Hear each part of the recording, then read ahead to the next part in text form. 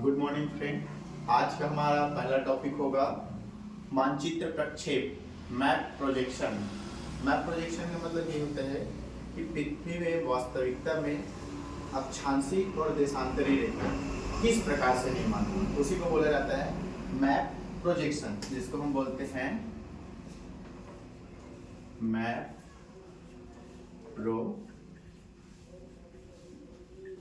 Map projection. Hindi में इसका नाम होता है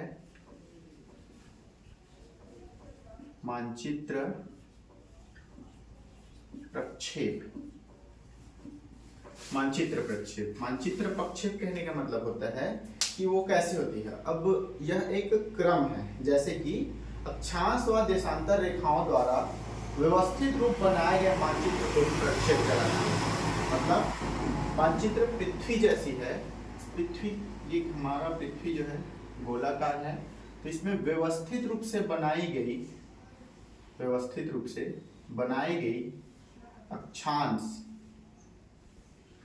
व देशांतर रेखाओं को ही क्या कहा जाता है, मानचित्र प्रक्षेप कहा जाता है। ठीक है, मानचित्र प्रक्षेप ये तो इसका इंट्रोडक्शन हो गया।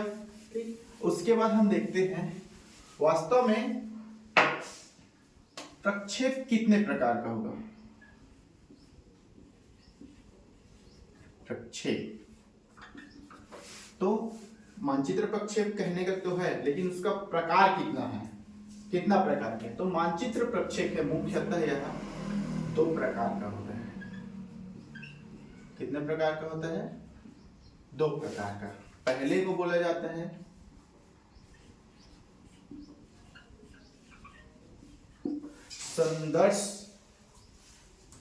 संदर्भ प्रक्षेप। संदर्भ प्रक्षेप। दूसरे को बोला जाता है संदर्भ प्रक्षेप। ये प्रक्षेप के मुख्यतः 2 प्रकार हैं। प्रक्षेप के कितने प्रकार बोले तो प्रक्षेप का मुख्यतः 2 प्रकार। पहला संदर्भ प्रक्षेप और असंदर्भ प्रक्षेप। तो हम एक एक करके डील करना शुरू करते हैं। वास्तव में संदर्भ प्रक्षेप क्या होता है और असंदर्भ प्रक्षेप क्या होता है, ठीक, धीरे से देखते हैं। तो पहला देखते हैं हम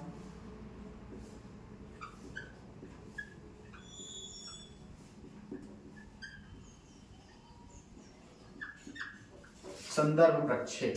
कौन सा प्रक्षेप? संदर्भ प्रक्षेप। जिस प्रक्षेप की रचना प्रकाश की सहायता से की जाती है उसे संदर्भ प्रक्षेप कहते हैं। जिस प्रक्षेप की रचना प्रकाश की सहायता से की जाती है। प्रकाश की सहायता से कैसे करेंगे? एक कंडीशन होता है। कंडीशन कहने का मतलब ये हो गया हमारा ट्रेसिंग टेबल। ट्रेसिंग टेबल के अंदर होता है लाइट। अब सबको पता है, ज्योग्राफी के स्टूडेंट को सबको पता है कि ट्रेसिंग टेबल क्या होता है। ट्रेसिंग टेबल के अंदर हम लाइट जलाते हैं। ट्रेसिंग टेबल के अंदर हम क्या जलाते हैं? लाइट जब जलाते हैं तो लाइट जलाने के ऊपर में हम उस प्रक्षेप को रखते हैं या मैप को रखते हैं या ग्लोब के मानचित्र को रखते हैं। तो उस प्रक्षेप की या उस मानचित्र की जो रखे हुए छाया चित्र है, रखा हुआ कौन सा चित्र है? छाया चित्र है। उसकी अक्षांश व देशांतर रेखा को प्लेन कोरे कागज में हम स्केच करने का काम करते हैं। क्या काम करते हैं? स्केच करने का। तो उसे कहा जाता है संदर्भ प्रक्षेप। ठीक, कहने का मतलब ये हमारा ये हो जाता है ट्रेसिंग टेबल, ये हो जाता है हमारा मानचित्र। मानचित्र के ऊपर हम रखते हैं वो कहलाता है हमारा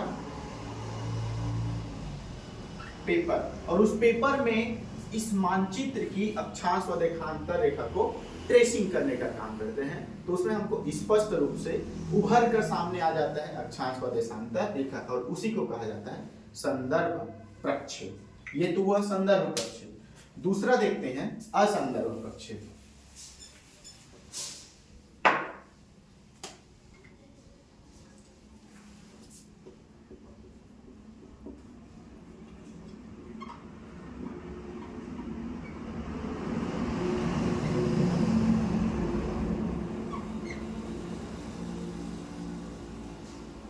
असंदर्भ प्रक्षेप। अब असंदर्भ प्रक्षेप क्या होता है? असंदर्भ प्रक्षेप में हमको देखने के लिए ये मिलता है कि हम प्रकाश की सहायता तो लेंगे ही, क्या करेंगे फिर वही प्रक्रिया, या ट्रेसिंग टेबल के ऊपर हम रखते हैं मानचित्र को, मानचित्र के ऊपर रखते हैं हम पेपर को। ठीक, तो ये हमारा हो गया ट्रेसिंग टेबल, ये हमारा हो गया मानचित्र, और ये हो गया हमारा पेपर। लेकिन इसके कैलकुलेशन के बाद हम इसको गणितीय विधि से बनाने की प्रयास करते हैं। कौन सी विधि से? गणितीय विधि से। उस गणितीय विधि को कहा जाता है असंदर्भ प्रक्षेप। संदर्भ प्रक्षेप में हमने क्या किया था? सिर्फ उसको अक्षांश और देशांतर, इक्वेटर या मेरिडियन, ये भी दोनों एक मुख्य रूप है, इसको हमने ऊपर उभारा था व्हाइट पेपर पे, या हमारा जो पेपर होता है टेस्टिंग पेपर, उसमें उसी के बाद उसी मानचित्र की सेम प्रोसेस को असंदर्भ प्रक्षेप में मैथमेटिकल तरीके से उसको बनाया जाता है, मैथमेटिकल तरीके से उसको बनाया जाता है। ठीक, अब नेक्स्ट स्टेज चलते हैं। इस पे नेक्स्ट स्टेज चलने की कंडीशन आता है, नेक्स्ट स्टेज में आएगा मानचित्र प्रक्षेप की वर्गीकरण, प्रक्षेप की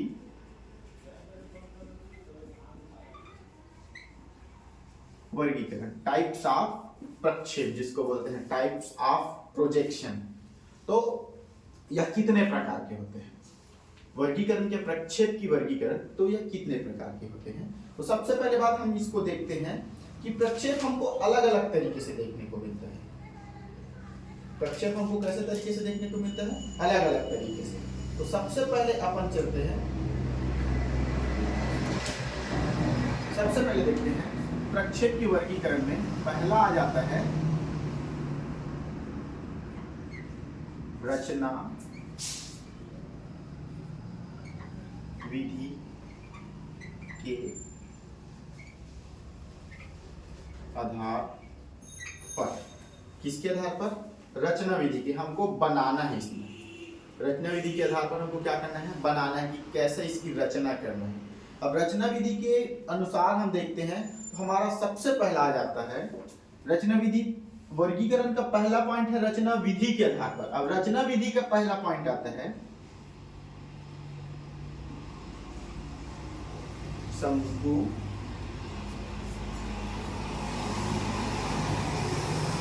प्रक्षेप। दूसरा आ जाता है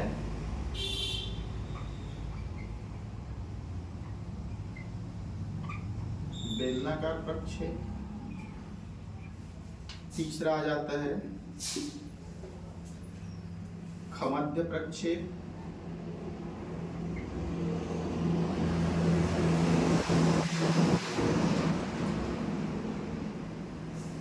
चौथा आ जाता है रूल प्रक्षेप। ये मुख्य चार इसके प्रकार है। प्रक्षेप की वर्गीकरण, प्रक्षेप की वर्गीकरण में हम पहला लिए रचना विधि के आधार पर। रचना विधि का पहला आया शंकुकार प्रक्षेप, बेलनाकार प्रक्षेप, खमध्य प्रक्षेप और रूल प्रक्षेप। अब इन चारों को एक एक करके देखते हैं। इन चारों को कैसे करेंगे? हम एक एक करके देखेंगे कि कैसा ये पार्ट आए। तो सबसे पहले बात अपन देखते हैं शंकुकार प्रक्षेप कि वास्तव में शंकुकार प्रक्षेप होता क्या है और उसको बनाया कैसे जाता है।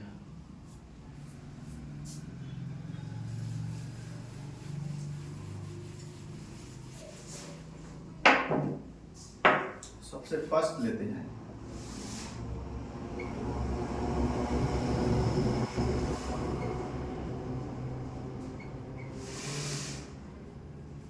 शंकु प्रक्षेप। अब शंकु प्रक्षेप कैसे पता चलेगा कि वास्तव में किस चीज को शंकु बोला जाता है?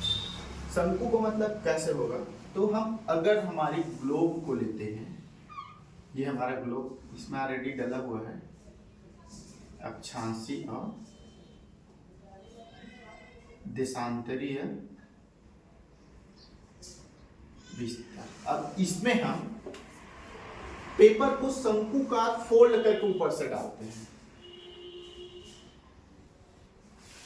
किसको डाले अपन? पेपर को। अब इसमें ये लोकेट कैसे होता है? तो हम खुद से ही देख लेते हैं। जैसे ये हमारा अक्षांश रेखा इसके साथ ऐसे जोड़ दिया जाएगा, खींच लिया जाएगा। इधर ग्लोब का भी आया, इधर पेपर पे भी आ गया हमारा। वहीं हम देशांतर रेखा को देखते हैं, इसको भी ले लिया जाएगा।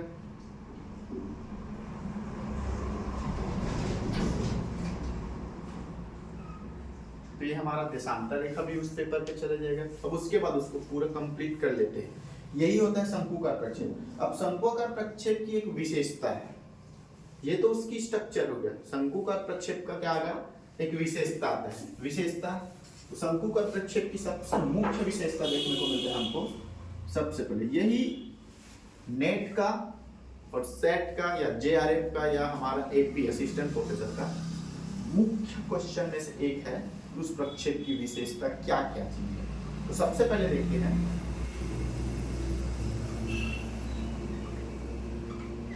शंकुकार प्रक्षेप की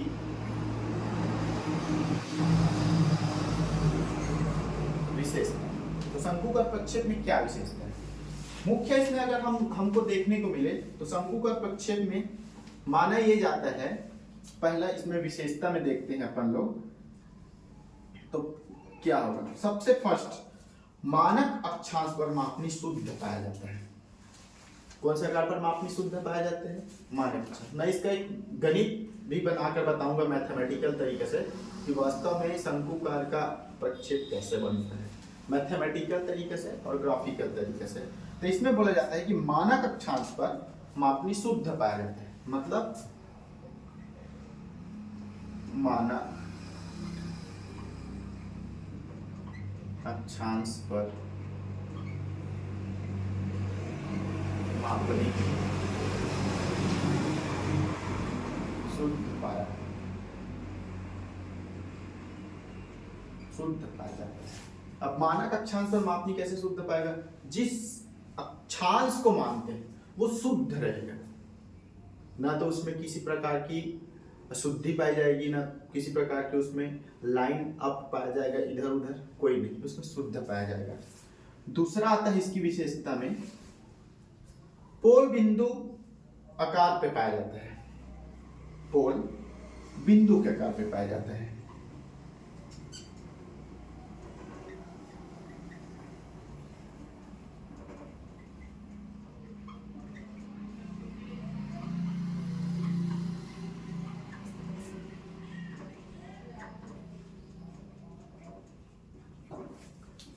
पोल बिंदु के आकार पर पाया जाता है। ये शब्द भी समझ नहीं आ रहा है, जब हम इसका एक स्ट्रक्चर बनाएंगे उसमें मैं सबको समझा दूंगा, नेक्स्ट क्लास में सबको बता दूंगा कि अक्षांश कैसे शुद्ध होती है, पोल बिंदु के आकार पर भी कैसे होता है। दूसरा ये कंडीशन आ गया। अब तीसरा आता है इसमें, यह सबसे है श्रेष्ठ मध्य अक्षांशीय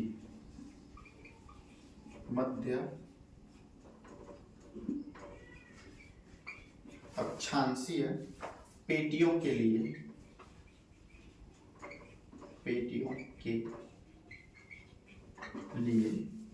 सही होता है।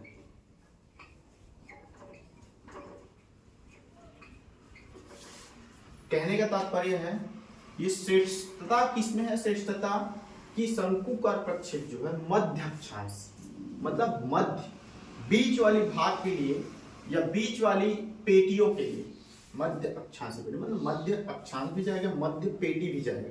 मध्य पेटी मतलब इक्वेटर से शुरू होना, कहाँ से सुना होना, इक्वेटर से, उस वहीं से शुरू होना, ठीक। थोड़ा सा 10 ऊपर चला गया, 10 नीचे गया, वो हमारे गणित के ऊपर डिपेंड करता है कि हम ऊपर के ले, ऊपर से भी ले, नीचे से भी ले। देखो ऐसा होता है कि हमारा इक्वेटर को भी बीच में लाना पड़ता है शंकुकार प्रक्षेप में, ठीक। अब शंकुकार प्रक्षेप ये हो गया। शंकुकार प्रक्षेप की प्रक्षेप की विशेषता है कि एक मानक अक्षांश पर मापनी शुद्ध पाया जाता है। क्लियर। पोल बिंदु के आधार पर पाया जाता है, पोल सेंटर पॉइंट बिंदु के आधार पर पाया जाता है। तीसरा इसमें श्रेष्ठ है कि मध्य अक्षांशी पेटी के लिए सही होता है, यह मध्य अक्षांश के लिए शुद्ध पाया जाता है, ठीक। अब हम शंकुकार प्रक्षेप का एक उदाहरण देख लेते हैं ठीक, शंकुकर प्रक्षेप की वर्गीकरण देखते हैं। किसकी वर्गीकरण देखेंगे? शंकुकर। इसमें कंफ्यूजन होने वाली बात ये नहीं है, कंफ्यूजन इसमें ये नहीं होना कि हमने एक और वर्गीकरण देखा। हमने कौन सी वर्गीकरण? प्रक्षेप का वर्गीकरण देखा। किसका वर्गीकरण? प्रक्षेप का वर्गीकरण। अब हम देखेंगे शंकुकार प्रक्षेप का वर्गीकरण। वर्गीकरण का मतलब क्या होता है कि जैसे प्रक्षेप, मैंने बोला प्रक्षेप का वर्गीकरण, तो प्रक्षेप कितने प्रकार के हैं, ये प्रक्षेप का वर्गीकरण होगा। नेक्स्ट कर लीजिए, अब मैंने बोला शंकुकर प्रक्षेप का वर्गीकरण, तो शंकुकर प्रक्षेप के अंतर्गत कितने सारे आते हैं, वो कहा जाएगा हमारा शंकुकर प्रक्षेप का वर्गीकरण। तो सबसे पहले बात देखते हैं, ये तो शंकुकर प्रक्षेप,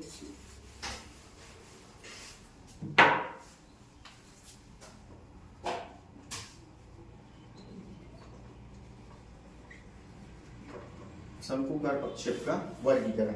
अब शंकुकर प्रक्षेप में हमने सबसे पहले पढ़ना है एक मानक वाला शंकुकार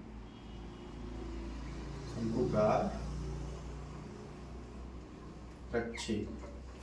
क्या बोला इन्होंने? एक मानक वाला शंकुकर प्रक्षेप। मानक सिर्फ एक होगा। मानक कैसे होगा? सिर्फ एक होगा। अब इसमें देखते हैं, इसमें हमारा अलग अलग प्रकार के होते हैं। हमारा कैसे होता है? अलग अलग प्रकार के। इसकी एक मानक अक्षांश वाला का भी एक मुख्य विशेषता है। जैसे मुख्य विशेषता कैसे होगा? सबसे पहले बात इसमें देखते हैं, एक ही अक्षांशीय रेखा शुद्ध पाया जाएगा। एक ही अक्षांशीय रेखा शुद्ध।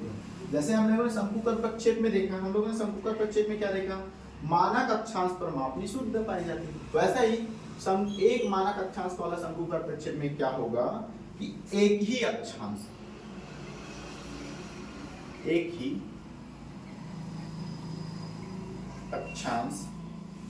रेखा शुद्ध पाई जाती है।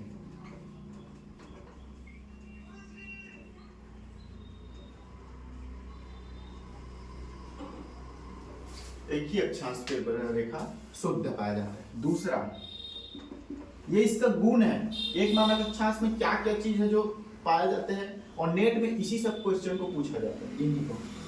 दूसरा आता है, एक ही गोलार्ध के लिए सही दर्शाया जाता है। एक ही गोलार्ध, एक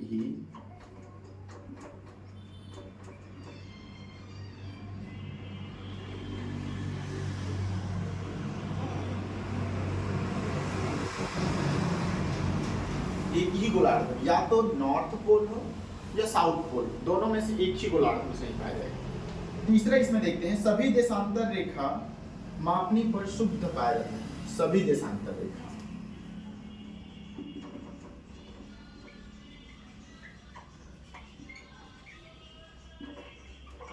सभी देशांतर रेखा मापनी पर शुद्ध पाया जाता है। ठीक, चौथा कंडीशन आएगा,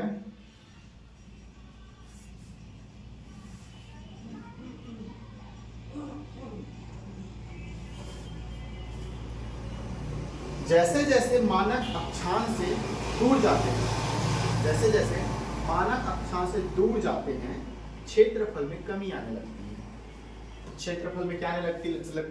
जैसे जैसे जैसे मानक अक्षांश से दूर जाते हैं,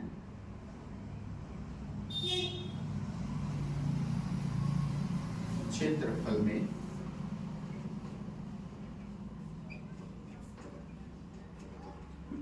दूरी आने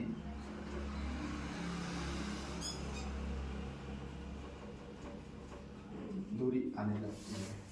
कहने का तात्पर्य ये है, ये सारी चीजें अभी जब हम स्ट्रक्चर बनाएंगे तो उसमें आपको शुद्ध हो जाएगा वास्तव में बोलना क्या चाह रहा है। ये तो इसकी स्क्रिप्ट है, ये स्ट्रक्चर है कि बनता कैसे है, कहाँ शुद्ध होता है, क्या होता है, कैसे होता है। ये इसकी सिर्फ एक गणिती है, मतलब ये एक थ्योरिकल है, इसकी गणिति है। ठीक, अब इसमें एक ये तो इसका वर्गीकरण हो गया, शंकु का प्रक्षेप का वर्गीकरण। पहला देखा हमने एक मानक अक्षांश वाला प्रक्षेप, उसकी हमने कुछ गुण देखी। एक मानक अक्षांश वाले का क्या गुण है? एक ही अक्षांश पर शुद्ध पाए जाते हैं, जहां से हम अक्षांश रेखा खींचते हैं वही शुद्ध होता है। दूसरा, एक ही गोलार्ध पर सही पाया जाता है, या तो उत्तर की ओर या तो दक्षिण की ओर।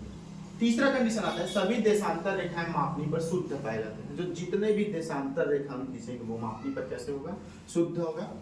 नेक्स्ट कंडीशन आता है जैसे जैसे मानक अक्षांश से दूर जाते हैं क्षेत्रफल में दूरी आने लगती है। तो जैसे जैसे मानक अक्षांश से दूर जाते जाएंगे क्षेत्रफल में फैलने की कोई कंडीशन आती जाएगी। ये इसकी क्या है? शंकु का प्रक्षेप के गुण है। मैं इसको एक बार और एक्सप्लेन करूंगा जब इसकी स्ट्रक्चर बनाऊंगा। इसकी क्या बनाऊंगा? स्ट्रक्चर बनाऊंगा। ये इसकी थ्योरी है। अब देख लेते हैं हम इसकी प्रक्षेप का गुण हो गया। अब देखते हैं उपयोगिता। एक मानक अक्षांश का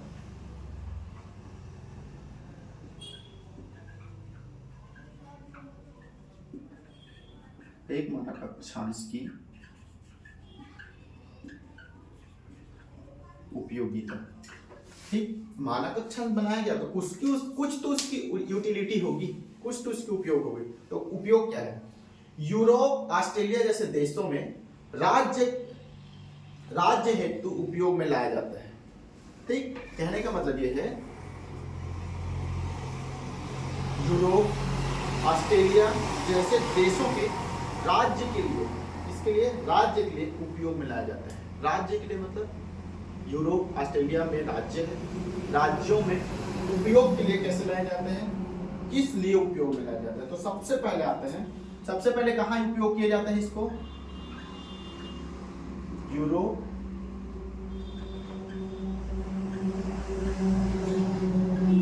ऑस्ट्रेलिया, यहां उपयोग में लाया जाता है। किस लिए उपयोग में लाया जाता है? उपयोग में किस लिए? सबसे पहला बात आता है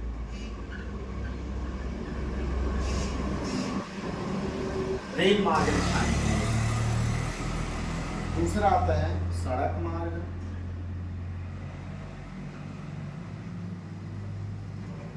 सड़क मार्ग के लिए उपयोग में लेते हैं इसको। तीसरा हो गया नदी,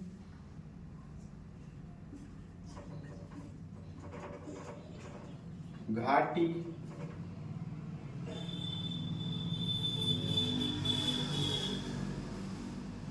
रेल मार्ग, सड़क मार्ग, नदी, घाटी, ये सब चीज को दर्शाने के लिए एक मानक अक्षांश के रूप में उसको क्या किया जाता है?